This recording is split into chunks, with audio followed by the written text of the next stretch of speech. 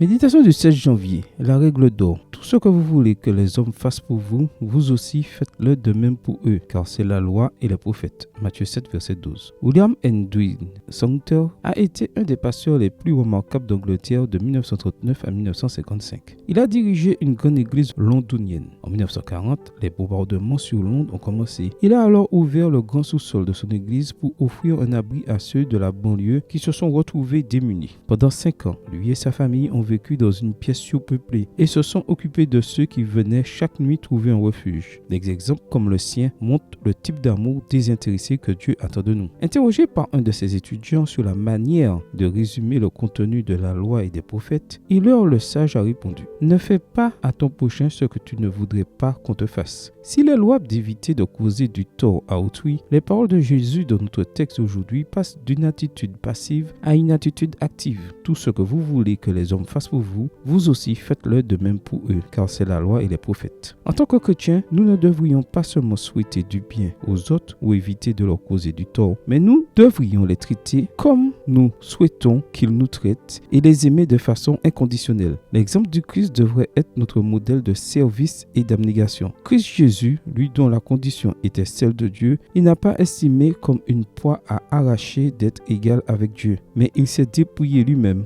en prenant la condition d'esclave, en devenant semblable aux hommes. Après s'être retrouvé dans la situation d'un homme, il s'est humilié lui-même en devenant obéissant jusqu'à la mort sur la croix. Philippiens 2, les versets 5 à 8. Jésus lui-même est venu non pour être servi, mais pour servir et donner sa vie en rançon pour beaucoup. Matthieu 20, verset 28. Et toi, comprends-tu l'importance de servir les autres ou te préoccupes-tu uniquement de tes intérêts personnels? Aimer et servir les autres, c'est suivre l'exemple de Jésus. Amen. Bonne journée à toi et que le Seigneur te bénisse.